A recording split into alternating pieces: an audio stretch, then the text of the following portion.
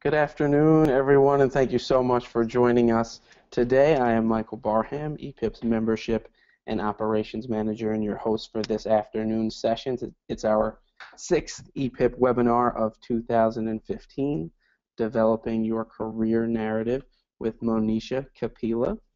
So what is a career narrative? It's critical in building trust as you pursue career transitions. This webinar will help participants understand why they need a career narrative and the 5 key elements of a career narrative. Monisha is surely to jump deep into all of this shortly. And hopefully you all received our email yesterday. Have your handouts ready. This is more interactive than most sessions, so we're excited to get it started. I'm going to walk through a few items of housekeeping and introduce Monisha in a little more detail shortly, but before I do, just want to familiarize those of you who don't know too much about EPIP with who we are and what we do. We are a national network of foundation professionals and social entrepreneurs and other change makers who strive for excellence in the practice of philanthropy. And that's philanthropy with a big and a small p. So whether you work within institutional philanthropy, on the periphery, or just practice philanthropy in your personal life, we're certainly a place, or we hope to be a place for you. So what do? We provide a platform for our communities to connect with others. That's locally. We have 12 chapters. Many of you are chapter leaders and members and very involved locally and nationally through our national conference, which we'll talk a bit more about, and webinars just like this. And we also provide a platform for our community to learn and practice leadership skills and inspire emerging transformative thoughts in the social sector. Hopefully, we'll do a little bit of everything today. So what's next for EPIP? Number one thing on our minds on deck is our upcoming national conference. It's taking place in New Orleans from May 12th through the 14th. If you have not yet been to an EPIP conference, this is certainly the one to get to. Through the lens of social justice and racial equity, we're going to expose conference participants to a number of fresh ideas and hopefully create new pathways to leadership. Registration is open, and we already have hundreds of people registered. We're very excited. Also upcoming for us, the next EPIP webinar taking place 2 weeks from today at 3 p.m. Community Voices Heard, Engaging Constituents for Social, Economic, and Racial Justice. Community Voices Heard is actually a member-led, multiracial organization, principally women of color and low-income families in New York State, that builds power to secure social, economic, and racial justice for all through grassroots organizing, leadership development, and policy changes. We're going to hear from Sandra Yudelman of Community Voices Heard. She's the executive director, and Kevin Ryan from the New York Foundation, who's funded a lot of that great work. That'll be really interesting. Sign up for that one, not to be missed. One other really exciting thing, Member Connect Measuring a Leader. It's our 7-month applied learning campaign. We're focusing on a new skill each month. This month's being innovation and problem solving. Join the conversation on Twitter with the hashtag EPIP Leaders and follow us at EPIP National. And as always, epip.org/events for more information. And if you aren't a member, as you can see, we have a ton going on. It's a great time to get involved, and hopefully this webinar will whet your appetite for what we have in store for the spring, summer, fall of 2015. Feel free to reach out to me, take a look on the website. Always would love to tell you more about EPIP. Okie doke, so quickly through a few items of housekeeping. I mentioned the handout. Hopefully I'll have that handy. You all should also see the question box available for not only technical difficulties and content questions, but also we're going to be experimenting with a few open-ended poll questions. We're going to ask you all to reply to those poll questions in the question box. So don't be shy. Please use that. And again, we've reserved some time for Q&A, about 10 minutes towards the end of the webinar. So please feel free to submit content questions throughout, and we'll be keeping an eye there. As always, we're recording this webinar visit our new and improved website to take a look within about a week. And please help us improve the webinar program and complete the post-webinar survey.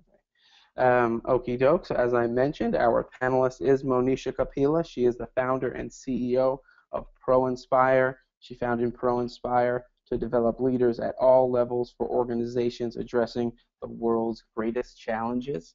I am pleased to introduce Monisha, and without further ado, I am actually going to toss the microphone and the screen sharing over to her. So folks, just bear with us for a second, and you should be able to see Monisha's screen. Monisha, are you there with us? I am here. Thank you, Michael. And let me share the presentation with everyone. All right. Good afternoon, everyone. As he said, my name is Monisha Kapila. I am the founder and CEO of ProInspire. I'm really excited to be here with you this afternoon. I have gotten to know a lot of EPIP members, people who participated in ProInspire's programs. I've had the opportunity to speak at some of the EPIP DC events, and so was really happy to be part of the webinar series, which I think is a great way to be supporting all of you as you're thinking about your own leadership development and growth. I'll give you a little bit of background on ProInspire. We are a nonprofit that I started in 2009, focused on developing leaders at all levels for organizations addressing the world's greatest challenges. We primarily are working with nonprofits. We do also work with some foundations and social enterprises. And we have 3 key programs. One is the ProInspire Fellowship, which is recruiting business people to work full-time for nonprofits for a full 1-year program. The second is Managing for Success, which trains new managers at nonprofits and foundations on key management skills. We've actually had a number of EPIP members in that program.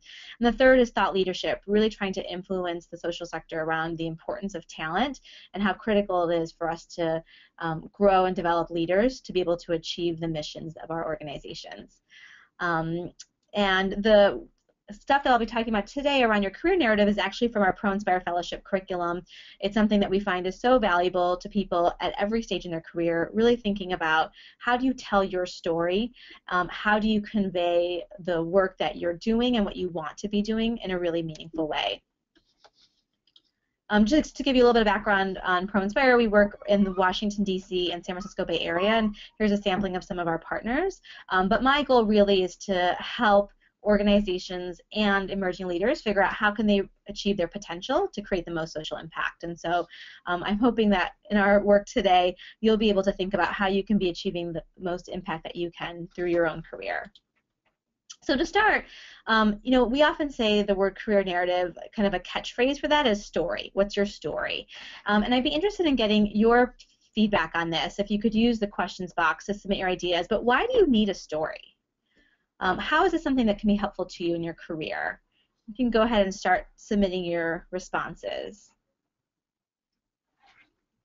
Networking is something that someone suggested. Very true. So being able to a way to network, to differentiate yourself from others, to quickly articulate who you are, to know where to go from here.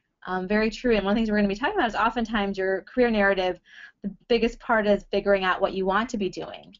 To be authentic and find common ground. Also, the story helps show the background and shows what you care about. These are all great and actually tie a lot to the things that we'll be talking about today. So when we talk about what's your story, we're really talking about what's a coherent narrative that helps unfolded events make sense.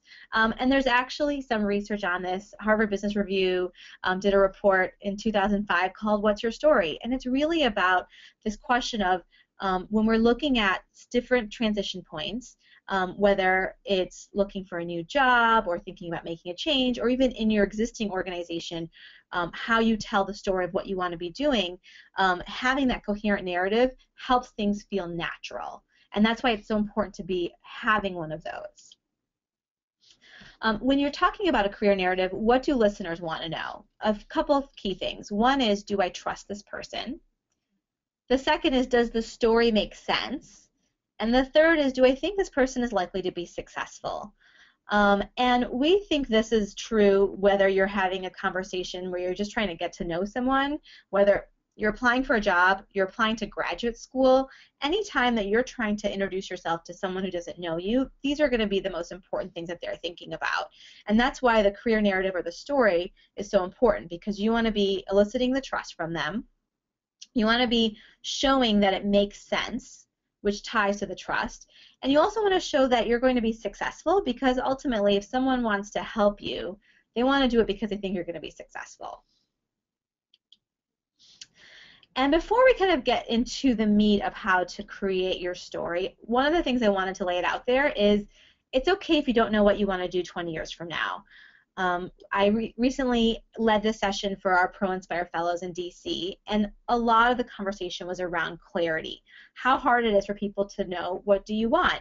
And the fact is that you probably don't know what you want 20 years from now. I don't know what I want 20 years from now, and I spend a lot of my time thinking about career planning and strategizing.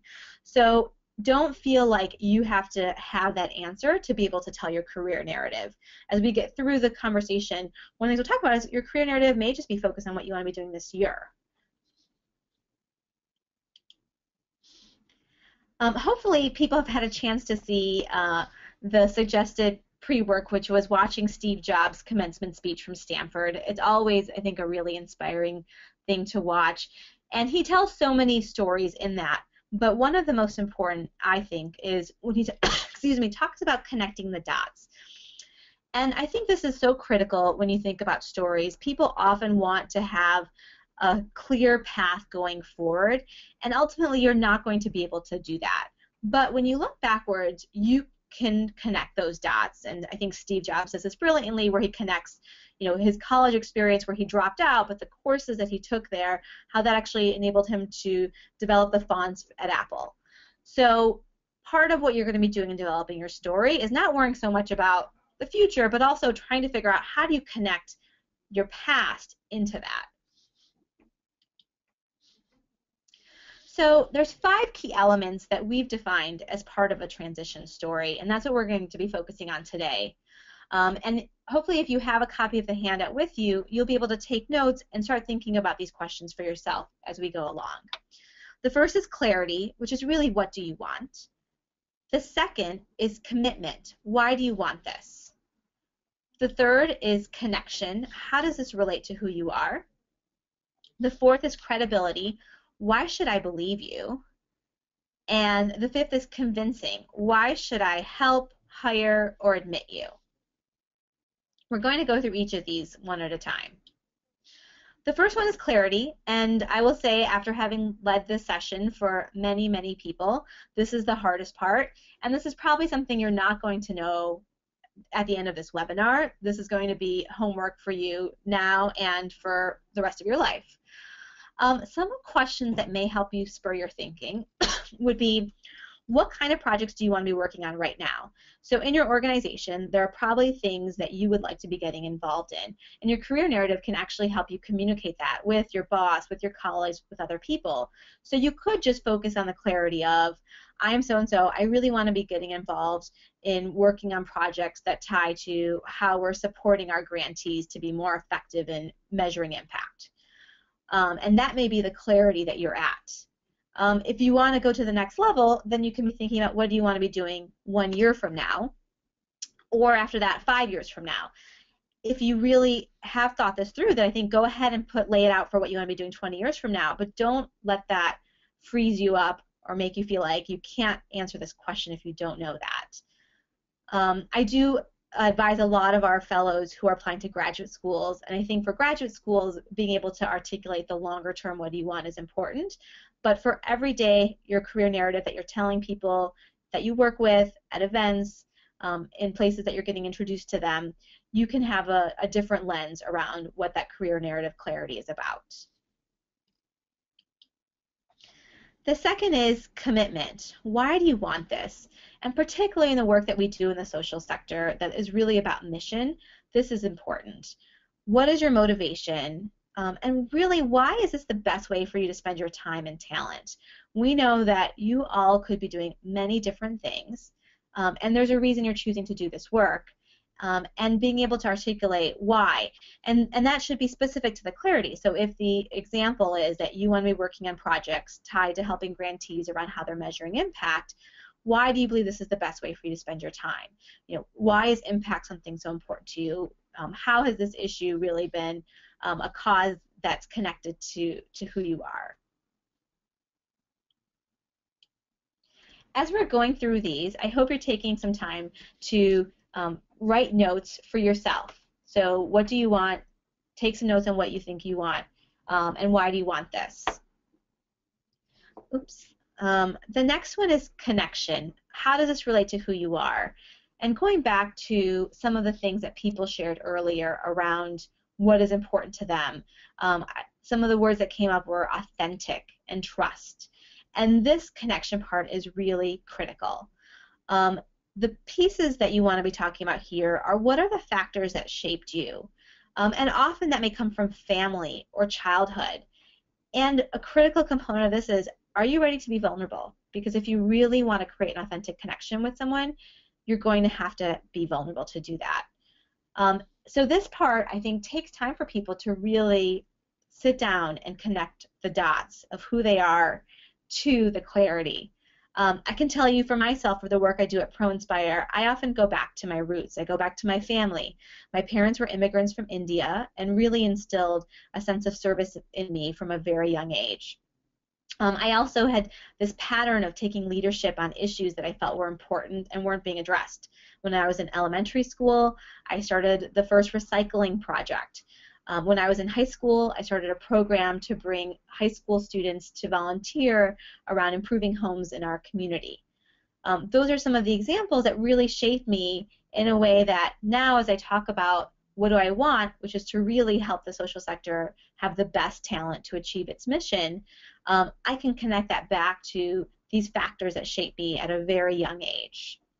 So taking the time to do the work around what is the connection, and that may actually involve talking to your family or talking to friends because they may be able to trigger things that you don't even remember. The next piece, excuse me, is credibility. Why should I believe you? And this is where you want to be able to say, okay, tying your experiences to what you want to do. So I think oftentimes there's a misperception that your story is really, here are all my accomplishments, here are all the things that I can do for you. And that's not really how you want to approach it. You want to start with the clarity of what you want, kind of the why, the authenticity, and then you can bring in the pieces around how to make you credible. So you can use kind of your soundbite resume, what you sort of typically tell people, like, oh, here's who I am. Another way to look at it is, what are 3 things about your work experience that support your narrative? This is also really important when you're networking. So if you're looking for a job and trying to connect with people at different organizations, or if you, for the work that you're doing, are trying to get to know people working on some similar issues, having a connection helps gives you that credibility. So we often talk about why LinkedIn has sort of transformed the relationship landscape in the professional world. It's really because of this credibility piece, that if you have a connection to someone, you have a much higher chance of having the credibility they're going to believe you. Even if that connection was you went to the same college as I did, or you're the member of the same LinkedIn group, or we have this one person in common, it gives you a starting point of credibility without coming in cold. And then, excuse me, the last part, which is convincing. Why should I help, hire, or admit you? And this really depends on who you're speaking with and what the situation is. If it's a job interview, you probably want to have more convincing, clear case. Excuse me. If it's just an informational piece, it's really about what do you want them to remember about you. Another piece that's important here is identifying how can listeners help you. So, excuse me, being able to be clear up front with how they can help you. Excuse me. So let's take a moment. What are the things that you look for when someone comes to you for advice? please go ahead and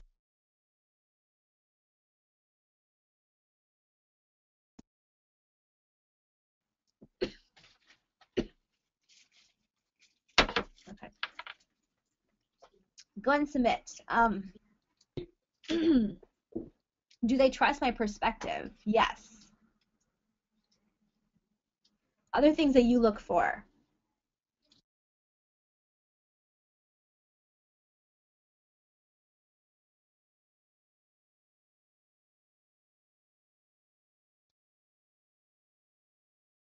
Are they being authentic? Very true. And getting back to that trust piece.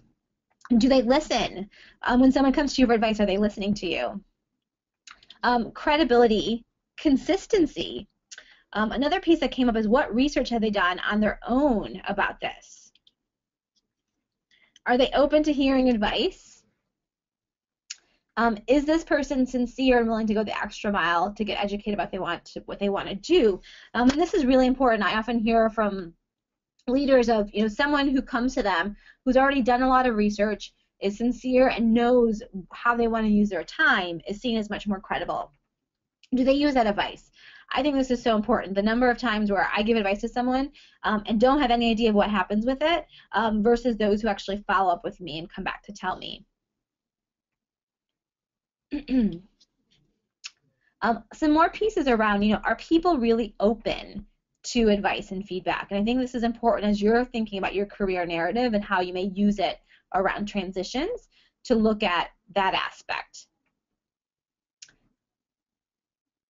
Another piece is, have they been asking others as well? So how are they leveraging a broader network? Some tips around sharing your career narrative. One is you really want to demonstrate honesty, humility, and personality. So it's an interesting combination. Honesty to give you that authentic connection, humility, so it isn't just sharing your accomplishments, because honestly, who wants to be helping someone who's really just talking about all the great things they've done? And then personality, and that's where it's like, what will they remember about you and why that authentic connection piece is so important. Other tips around career narrative, an important one is you should regularly update your career narrative. So this is something that is not going to be set in stone. It will be evolving. My career narrative, I'm going to share with you shortly, my career narrative when I laid it out over 10 years ago. And you will notice that's pretty different than what I'm doing today. So being comfortable with that and regularly updating that. Another piece that comes up a lot is if you're in a job search, you may have different variations of your career narrative, and there's a fine balance around this. So ultimately, you're going to be leveraging your network in a big way in a job search, and so being able to share with people your career narrative, you want it to be as consistent as possible, but there are going to be times where you're looking at some jobs where certain aspects of your story matter more compared to other jobs.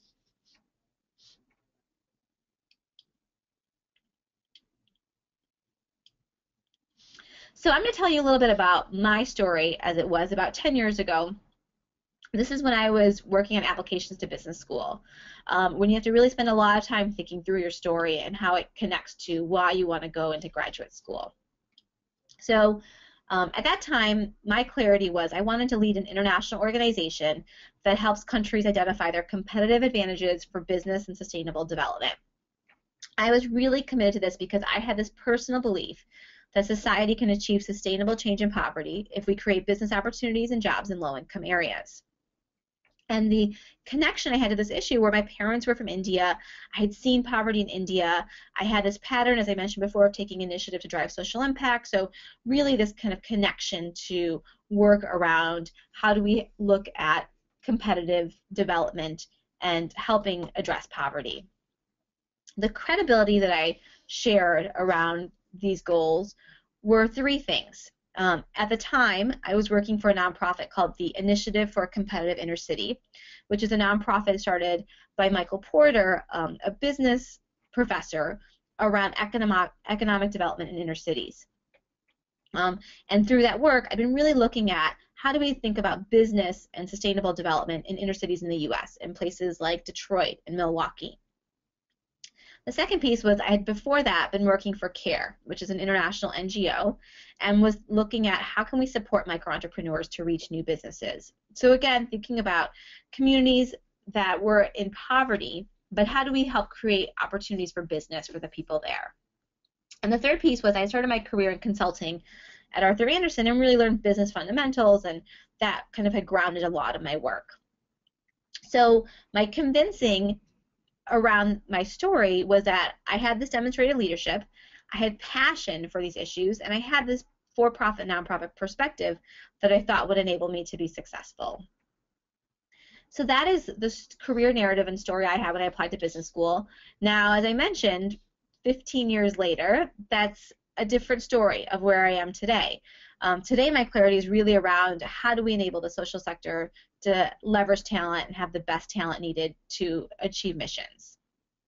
And my commitment actually stems from some of the same things, which I believe in order to have sustainable change around the most important issues, we need to have the best talent and most supported talent working on those pieces. The connection here is a little bit different. So I still talk about the connection to my roots, to my family, as well as to the work that I've done from a young age around social impact. But I also talk a lot about the connection I have to this issue from having worked in nonprofits and for-profits and seeing sort of the importance of investing in talent to enable people to be really successful in achieving their work. The credibility I have around this is around some of the work experiences I have.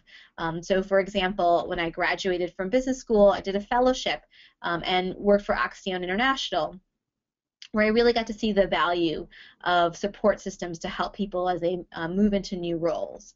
I also worked for Capital One and had the opportunity to be in an organization that really invests a lot in career development and saw the amazing amount of leaders who came internally in that organization because they did such a great job with that. And so my credibility kind of comes from different experiences now than it did 15 years ago. And my convincing, a lot of that my convincing today is actually around the work that ProInspire does, and that I think that I can be successful in doing this work because of the impact that I've seen on the people that we work with. So as you can see, these 5 C's have evolved, but really still stem from a lot of the same places. So I want to give everyone 2 minutes to start filling in your career narrative.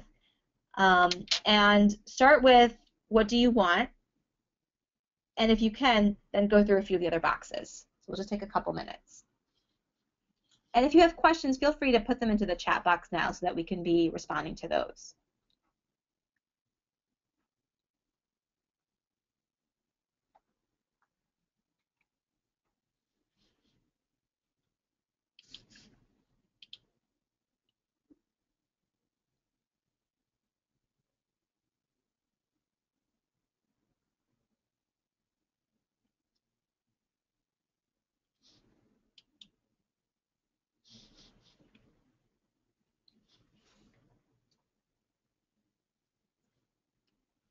Okay, just take about 1 more minute.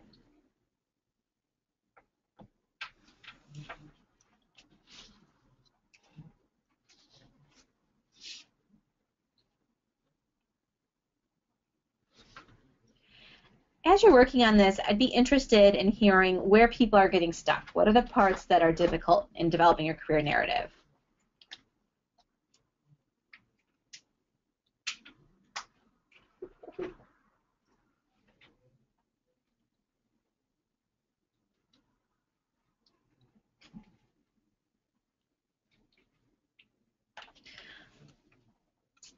All right, and some of the questions. A couple questions coming up around the what do you want part, around how specific does this have to be, or what if you're really open to a few different areas? How do you make sure that you are coming across as clear about what you want to do?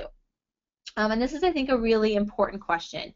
A couple of things that I've seen that work well for people around that is, one, you can be narrow but not specific. So, for example, as we mentioned earlier, talking about if you're someone who's interested in getting involved in projects, working with grantees around how they're measuring impact, it may be that you're in an operations role, and what you're really looking at are what are ways you can get more involved with your grantees.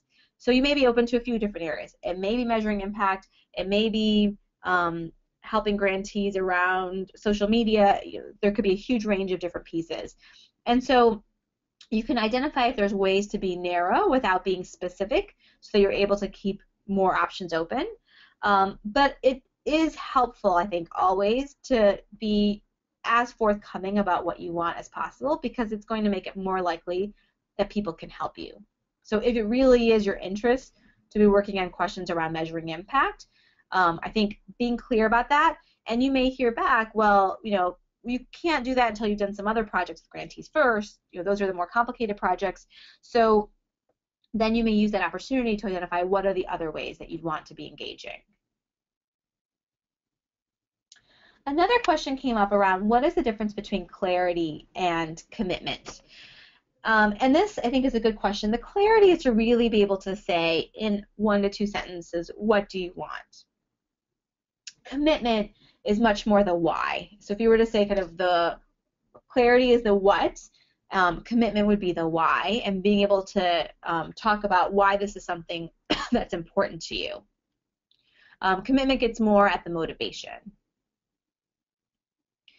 And more feedback, I think, from people around wanting multiple things, and I think that's okay. And you can also have in your career narrative that you have multiple things that you're interested in exploring.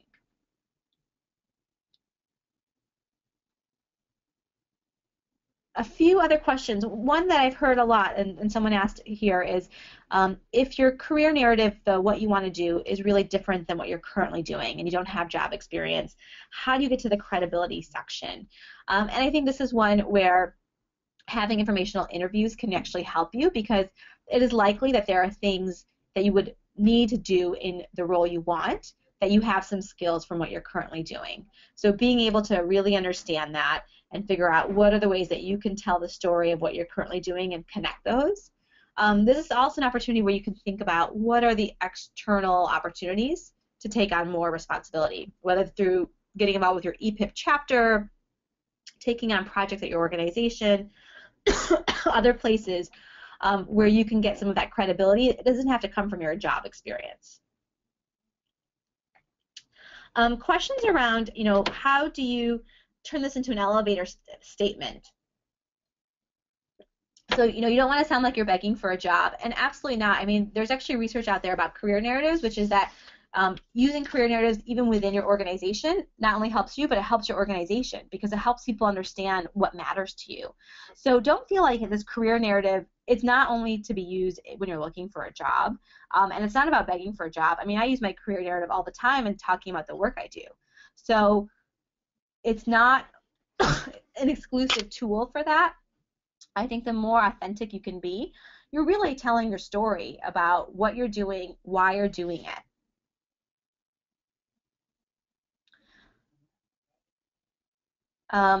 Some more questions around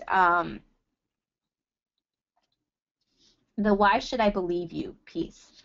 How do you create something that's unique or different? So the why should I believe you doesn't necessarily have to be different from other people. I think the why should I believe you should give you the credibility to answer the earlier parts, which is what do you want, how does this relate to who you are, to be able to connect all of those pieces. Okay, so I'm going to keep going through, but feel free to add more questions here. The next piece is actually thinking about how are you going to share this. So if you go to the next page on the handout, I want you to set your goals now, because I know that you can go to a webinar and think about these things and then put it away. But ultimately, your career narrative is going to be a living piece that you should be using all the time. So take some time right now to write out who can you share your career narrative with, what are some upcoming opportunities, and really be specific here. I'll give you about 1 minute for this.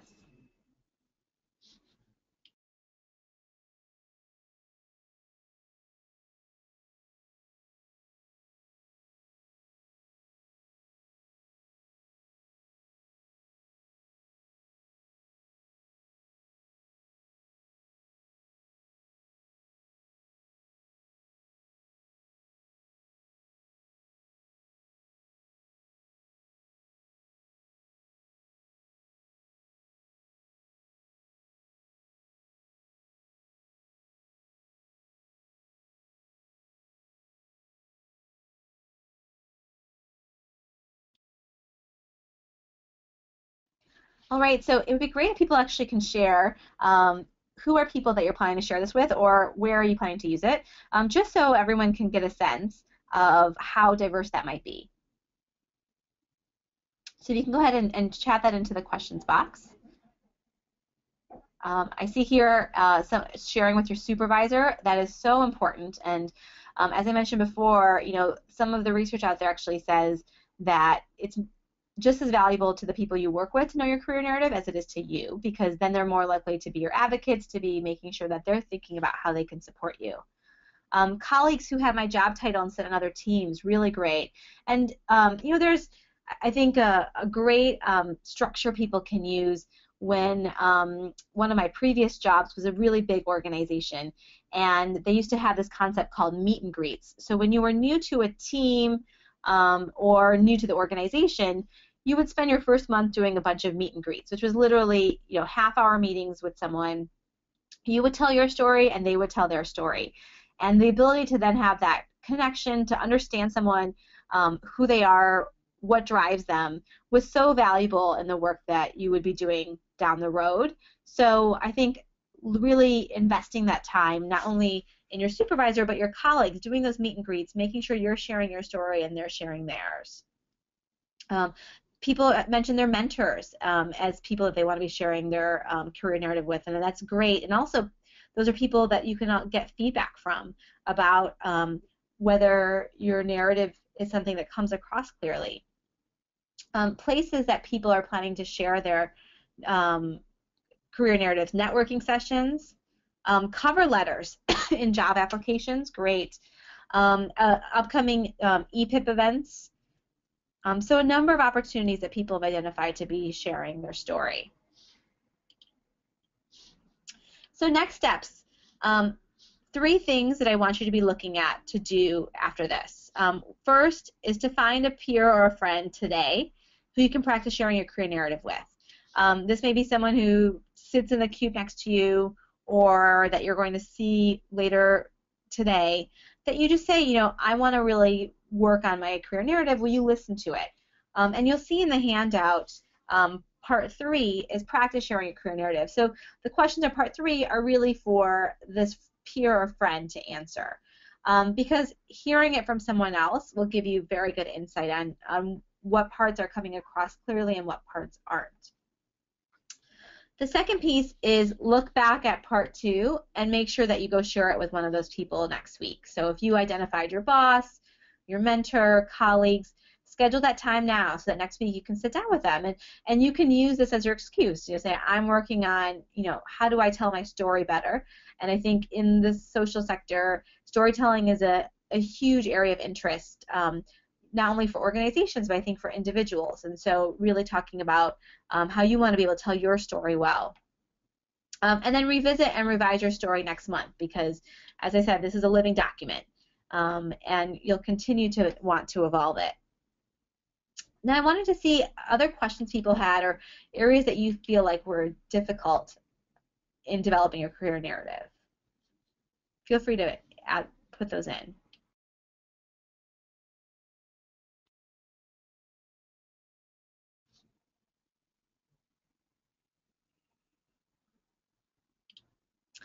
A question that came about: how do you express urgency for a shift without appearing desperate? And this is, I think, an important one. So some of it depends on how big of a shift are you looking at. Is this something kind of within your organization or going externally?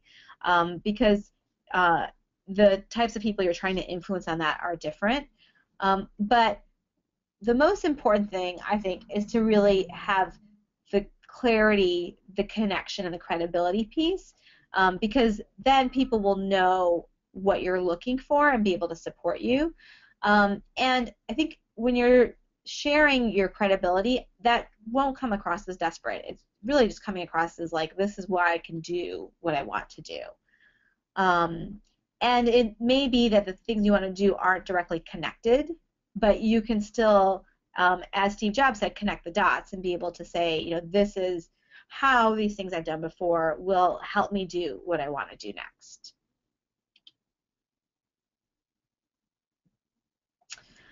This is another question that came up, which is, how do you think about job and career opportunities, particularly in a field where there aren't that many opportunities to do it. And I think that's, definitely a challenging aspect. And there's a couple of things to look at. So one are the things that you're interested in, things that are often being done as part of a bigger role. So maybe you're interested specifically in social media, and there's organizations that are doing it, but not as a primary focus. And so then the question is, can you widen your scope to roles where that may be part of it, but not a big focus? And if you're able to move into those roles, one of the benefits you'd be able to bring is to bring more focus to that type of work.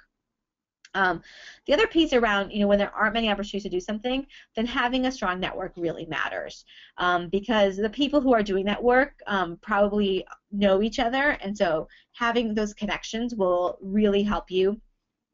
I know that for the work that I'm doing around leadership development and talent, there's a handful of organizations, EPIP is one of them, that we think really highly of around how they're approaching this and really try to support each other. So if you're in a field where there aren't a lot of other people doing that work, make sure that the ones who are doing that work know you and know how to support you, because they're the ones most likely to be aware of opportunities as they arise, or to have needs where they'd want to be tapping your expertise.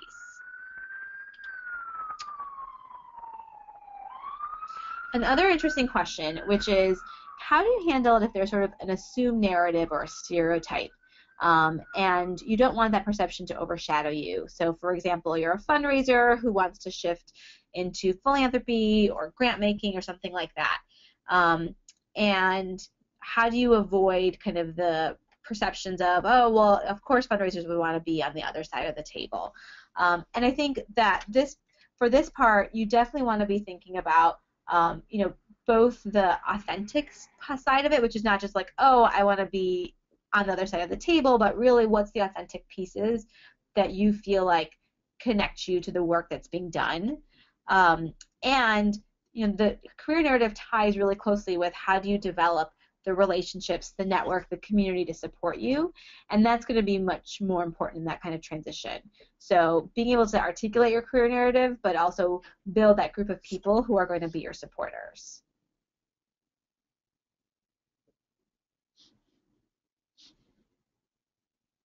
Any other questions?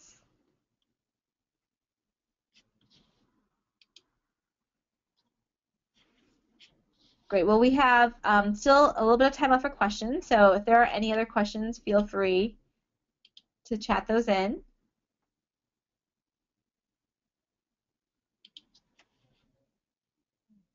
One of the questions was around how do you do a career resume gap into the career narrative, such as taking time out to focus on family? And this is a piece where I think this will potentially come into the connection that you have, or being able to talk about how your experiences help you. So I know someone I recently met who is doing work at a corporation on their corporate CSR side, and she had been at a corporation before and had taken time off for her family. And part of what she used as her asset in getting this job was actually around a lot of her experience that she had in managing events when she was taking care of her family, but that tied really closely to the types of things that the organization was interested in.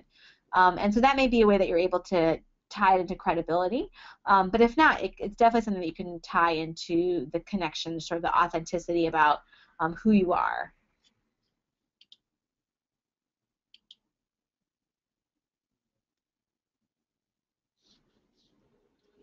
Monisha, it looks like there aren't any other questions coming in, so we might have the opportunity to end early then. Maybe you were just answered questions so comprehensively, folks don't have anything left to ask. So, of course, as you all can see, Monisha is reachable by email and her website there, and we're happy to connect you in any other ways if you have questions. But just want to thank you all for joining us, and Monisha, of course, thank you so much for offering your expertise to us and our EPIP members and friends today. Thank you. It was nice to speak with everybody, and wish you the best in developing your career narrative, and hope to be in touch. Take care, folks. Thanks, Monisha.